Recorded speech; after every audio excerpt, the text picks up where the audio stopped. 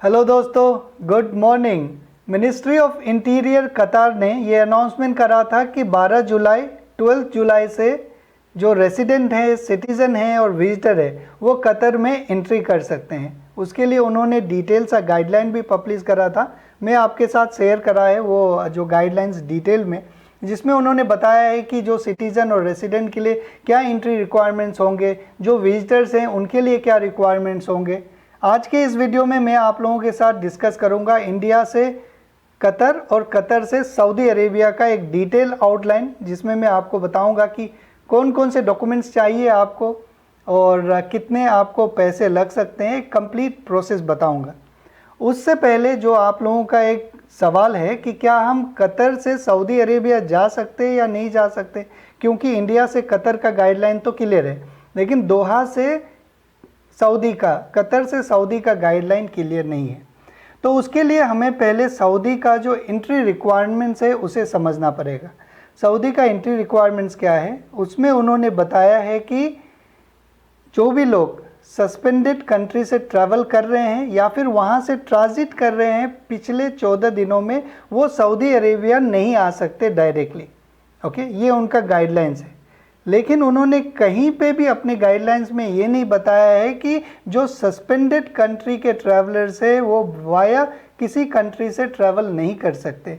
कहीं पे भी ऐसा कोई वेबसाइट नहीं है जिसमें ये नहीं बताया है कि आप सर्बिया होते हुए सऊदी अरेबिया नहीं आ सकते, या फिर मालदीव होते हुए सर्बिया नहीं आ सकते, या फिर रशिया होते हुए नहीं आ सकते, या फिर वो कोई भी कंट्री जो सस्पेंडेड नहीं है वहाँ से होते हुए आप सऊदी अरेबिया नहीं आ सकते। लोग तो आ रहे हैं। तो अगर आप ये फंडामेंटल कॉन्सेप्ट को देखेंगे तो उसके मुताबिक कतर भी सस्पेंडेड कंट्री के लिस्ट में नहीं है, तो आप वहाँ पे 14 दिन रुक के सऊदी अरेबिया जा सकते हैं। अगर आप कतर एयरलाइंस का वेबसाइट देखेंगे तो वहाँ पे भी इसी तरह का स्टेटमेंट लिखा हुआ है। जो सऊदी का जो एंट्री रिक्वायरमेंट्स है वही सिंपली उन्होंने ये लिखा हुआ है कि जो भी लोग ओरिजिनेट कर रहे हैं सस्पेंडेड कंट्री से और उनका डेस्टिनेशन सऊदी अरेबिया है वो नहीं जा सकते। ओके, लेकिन जो मेरा अपना पर्सनल ओपिनियन है, पर्सनल इंटरप्रिटेशन है ये सारे न्यूज़ का, सारे गाइडलाइंस का, उसके मुताबिक दोहा से सऊदी अरेबिया जा सकते हैं। अगर आप फ़्लाइट का बात करें तो हर दिन कतर से सऊदी के लिए फ़्लाइट जा रहा है। आज भी 2 फ्लाइट्स आए हैं कतर एयरलाइंस का, जिसमें से एक फ़्लाइट टाइमली लैंड हुआ है और दूसरा थोड़ा डिले लैंड हुआ है। उसे 2:40 में दोपहर के लैंड होना था, वो 3:17 में हुआ है। ओके, तो वो फ्लाइट्स तो आ रहा है, उस फ्लाइट्स में किनको ला रहा है, पैसेंजर को ही ला रहा होगा, है ना। तो ये मेरा पर्सनल इंटरप्रिटेशन है, आप भी अपने हिसाब से चेक कर लीजिएगा। तो आगे मैं आपको सारे प्रोसेस बता देता हूँ। पहले एंट्री रिक्वायरमेंट्स आपको अच्छे से एक्सप्लेन कर दूंगा, आप देख लीजिए कौन से कैटेगरी में आप आते हैं। इसके बाद फिर बाकी प्रोसेस आप फॉलो कीजिएगा। सबसे पहले जो है ग्रुप ए और ग्रुप बी, 2 कैटेगरी है। ग्रुप ए में उन्होंने सिटीज़न और रेसिडेंट, कतर के जो रेसिडेंट है उन्हें रखा है। उसमें उन्होंने ये बताया है कि जो भी वैक्सीनेटेड रेसिडेंट है वो कतर आने के बाद उन्हें क्वारंटीन नहीं रहना पड़ेगा। ओके, जो वैक्सीनेटेड रेजिडेंट है, अगर आप इंडियन हैं और कतर जा रहे हैं, वैक्सीनेटेड है, तो आपको क्वारंटीन में नहीं रहना पड़ेगा।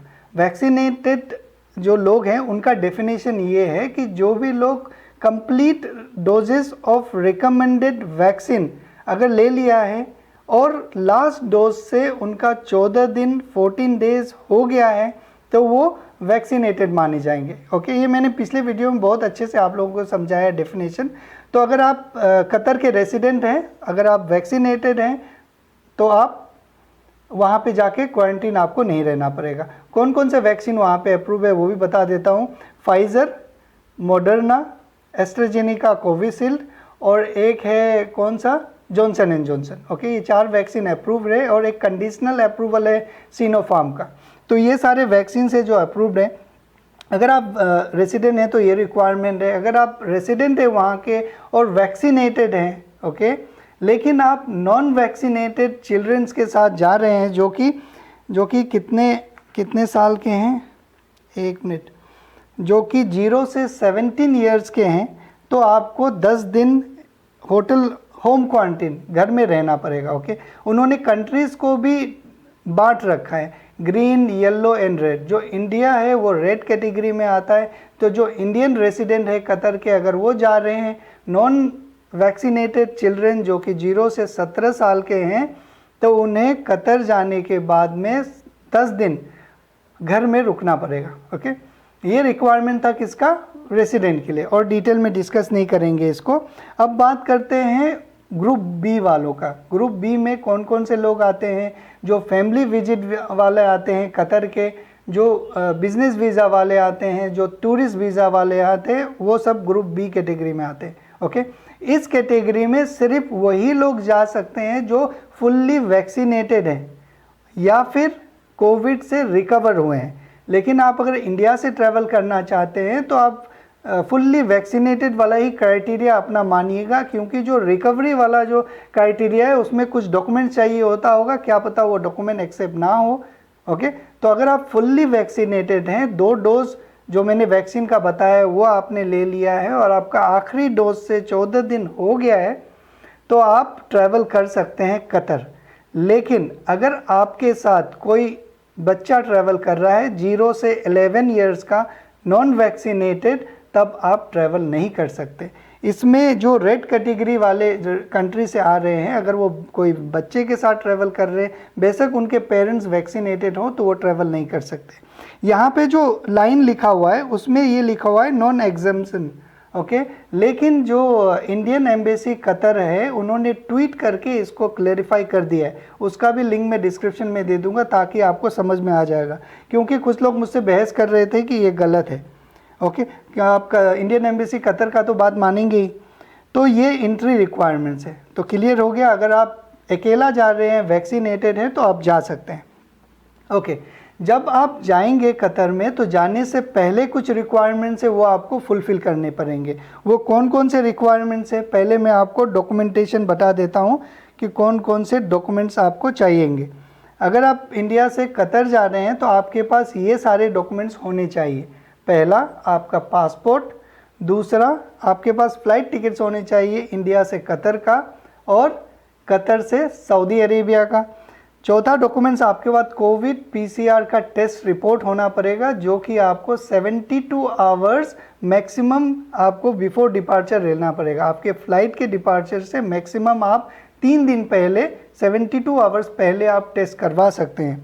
ओके, आपके पास 5वां डॉक्यूमेंट्स है होटल बुकिंग, आपके पास होना ज़रूरी है। और 6th, उनका एक एप्लीकेशन है एतराज नाम का, उसमें आपको रजिस्ट्रेशन करना है 12 घंटा बिफोर डिपार्चर, मैक्सिमम 12 घंटा बिफोर डिपार्चर आप रजिस्ट्रेशन करना है उसमें। उसके बारे में बताऊंगा क्या क्या डॉक्यूमेंट्स अपलोड करने हैं, सब कुछ बताऊंगा। और आपके पास सऊदी वीज़ा होना चाहिए।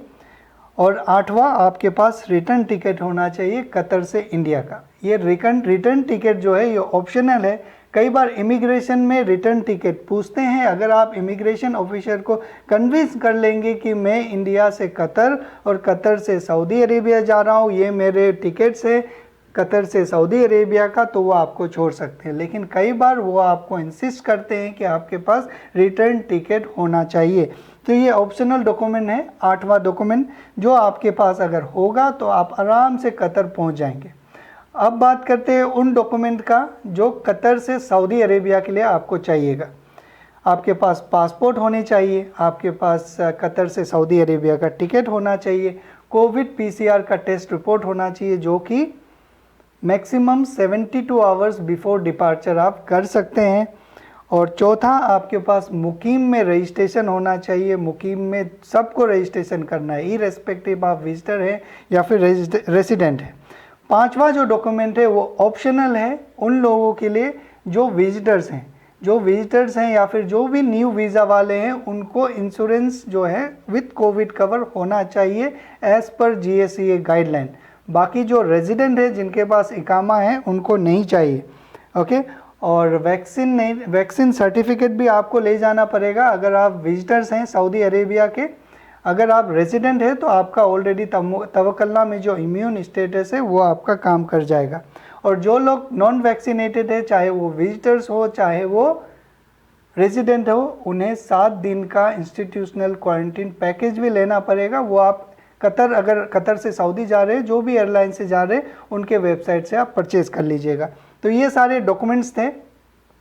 ओके, अब इसमें मैं आपको सारे बता दिया हूँ आपको। ओके, फ़्लाइट्स के बारे में बता देता हूँ। इंडिया से जो कतर का फ़्लाइट्स है, बहुत सारे फ़्लाइट है, इंडिगो है, एयर इंडिया है, ओके, कतर एयरलाइंस है, ये सारे एयरलाइंस ऑपरेट करता है। और होटल बुकिंग्स आर, कोई भी होटल्स में आप कर सकते हैं, क्योंकि आप वैक्सीनेटेड होंगे तो वैक्सीनेटेड लोगों के लिए कोई स्पेशल जो क्वारंटीन होटल का ज़रूरी नहीं है। ओके, ये अब तक का अपडेट है, जब मैं आज वीडियो बना रहा हूँ तब तक का है। तो अभी मैं बात करता हूँ आपके साथ जो एप्लीकेशन है इतराज, उसके बारे में, क्योंकि वो भी एक इम्पोर्टेंट रिक्वायरमेंट्स है ट्रैवल करने से पहले। तो उसमें जब आप ट्रैवल करने वाले होंगे, ओके, उससे मैक्सिमम 12 घंटे पहले आपको करना है। कई जगह 12 घंटे लिखा हुआ है, कई जगह 72 आवर्स पहले लिखा हुआ है। ये थोड़ा बहुत कंट्राडिक्टिंग है, क्योंकि आप मिनिस्ट्री ऑफ पब्लिक हेल्थ के वेबसाइट में देखेंगे तो वहाँ पे उन्होंने लिखा हुआ है 12 घंटे। ओके, लेकिन आप अगर उनका जो पोर्टल है इतराज खोल के देखेंगे तो वो लिखा हुआ है 72 आवर्स पहले। तो आपको इस पोर्टल में रजिस्ट्रेशन करने से पहले आपके पास कोविड PCR का जो रिपोर्ट आपके पास होना चाहिए। तो रजिस्ट्रेशन करने के लिए आप क्या करेंगे, ये जो मैं लिंक दे रहा हूँ डिस्क्रिप्शन में, उसको क्लिक कीजिएगा, साइन अप कीजिए, अपना ईमेल आईडी और पासवर्ड नंबर लिखिए और लॉगिन कर लीजिएगा। और इसके बाद वहाँ पे आएगा submit new application. Submit new application में क्लिक कीजिएगा और 3 ऑप्शन आएगा, जिसमें से एक लास्ट वाला ऑप्शन आप सिलेक्ट कीजिए फॉर विजिटर्स। ओके, और इसके बाद नीचे वो हेल्थ इन्फॉर्मेशन आपसे पूछेंगे कि आपके वैक्सीन के बारे में पूछेंगे, और लास्ट कब आप इन्फेक्शन हुए थे तो कब हुए थे, ये सारे इन्फॉर्मेशन पूछेंगे। फिर आपको कुछ डॉक्यूमेंट अपलोड करने के लिए कहेंगे। उसमें से जो डॉक्यूमेंट्स है वो है आपका पासपोर्ट का कॉपी, आपका वैक्सीन सर्टिफिकेट, आपका कोविड PCR का टेस्ट रिपोर्ट और होटल का बुकिंग। ओके, और आप कुछ डॉक्यूमेंट अपलोड करना चाहते हैं तो 5वां कोई भी आप अपलोड कर सकते हैं। और ये सारे डॉक्यूमेंट्स अपलोड करने के बाद, फिल करने के बाद आप क्लिक कीजिएगा नेक्स्ट। इसके बाद आपको रिव्यू के लिए आएगा, आपने जो भी इन्फॉर्मेशन भरा है वो सही है या गलत है। इसके बाद सबमिट कर दीजिएगा। सबमिट करने के बाद आप ये रिक्वेस्ट को चेक भी कर सकते हैं। ओके, अपना स्टेटस ऑफ एप्लीकेशन ऑप्शन आएगा, वहाँ पे आप चेक कर सकते हैं अप्रूवल हुआ या नहीं हुआ। अप्रूवल हो जाने पे आपको उसका अप्रूवल अपने साथ में ले जाना पड़ेगा। ओके, और यहाँ पे इन्होंने ये भी लिखा हुआ है कि ये जो एप्लीकेशन में है, इसमें रजिस्ट्रेशन करके अप्रूवल लेना इसलिए ज़रूरी है क्योंकि आप फास्ट ट्रैक लेन में जा सकते हैं। ओके, यहाँ पे ये नहीं लिखा हुआ है कि अगर आप, जो लिखा हुआ है वही बता रहा हूँ, यहाँ पे कहीं ये नहीं लिखा हुआ है कि आप अगर अप्रूवल नहीं लेंगे या फिर रजिस्ट्रेशन नहीं करेंगे तो नहीं जा सकते हैं। ओके, लेकिन आप रजिस्ट्रेशन करके जाइएगा, जो चीज़ क्लियर नहीं है वो उसमें अपने आप को क्लियर करके जाइएगा। ओके, और एक रिक्वायरमेंट्स है इस एप्लीकेशन को एक्सेस करने का, आपको कतर का सिम लेना ज़रूरी है, क्योंकि जब आप कतर एयरपोर्ट में जाएंगे तो वहाँ पे आपको इसको रजिस्टर करके एक्टिवेट करना होगा। ओके, यहाँ पे वो लिखा हुआ है इन्होंने। और मोबाइल के बारे में लिखा हुआ है कि एंड्रॉयड 6 होना चाहिए या फिर iOS 13.5 होना चाहिए। अगर आपके पास ये नहीं है तो अपडेट कर लीजिएगा अपने मोबाइल को। तो ये सारी बातें हैं जो इन्होंने बताया है। अब बात करते हैं बजट का, कितना पैसा लगेगा। अगर आप देखेंगे कतर, इंडिया से कतर का फ़्लाइट्स तो अराउंड 16,500 रुपये का फ़्लाइट है, और कतर से सऊदी का देखेंगे तो 16,000 रुपये का फ़्लाइट है। ये सारे फ़्लाइट्स मैंने ऑनलाइन चेक करा है, और ये 21 जुलाई को इंडिया से कतर और 5 अगस्त को कतर से सऊदी अरेबिया का चेक करा है। ये फ़्लाइट्स के टिकट हो गए। होटल का आप मान लीजिए मैंने चेक करा है तो कम भी आ रहा था, ज़्यादा भी आ रहा था। मैंने एवरेज 45,000 रुपये माने हैं 15 दिन के लिए, और 15,000 रुपये आपके खाने के लिए, और कोविड PCR टेस्ट इंडिया में और कतर में आपको जो करवाना पड़ेगा उसके लिए 5,000 रुपये, और लोकल ट्रांसपोर्टेशन 2,000। ये सब को मिला के अराउंड 99,500 आ रहा है। अगर आप होटल में कम कर सकते हैं तो ये उससे भी कम आ जाएगा। तो ये एक एस्टीमेट है जितना आपको लगेगा इंस्टीट्यूशनल क्वारंटीन सऊदी का छोड़ के। ओके, तो ये सारी बातें थे जो आपको जानना ज़रूरी है अगर आप इंडिया से कतर और कतर से सऊदी अरेबिया जाने का प्लानिंग कर रहे हैं। जो भी मैंने आपको बातें बताए हैं वो कहीं ना कहीं लिखा हुआ है, जो भी लिखा हुआ लिंक है मैं डिस्क्रिप्शन में दे दूंगा, एक बार पढ़ के उसको रीवैलिडेट कर लीजिएगा और तब प्लान कीजिएगा।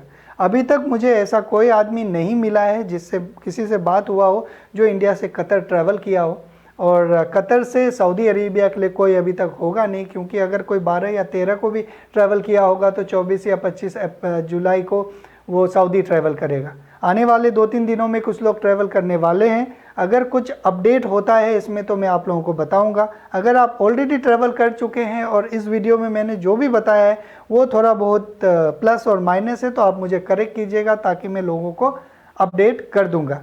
और एक बात मैं आप लोगों से रिक्वेस्ट करूंगा, कल 2:30 बजे बिल्कुल ट्विटर में आइए और हैशटैग जो आपके स्क्रीन में दिख रहा है उसे लिख के ट्वीट कीजिएगा ज़रूर।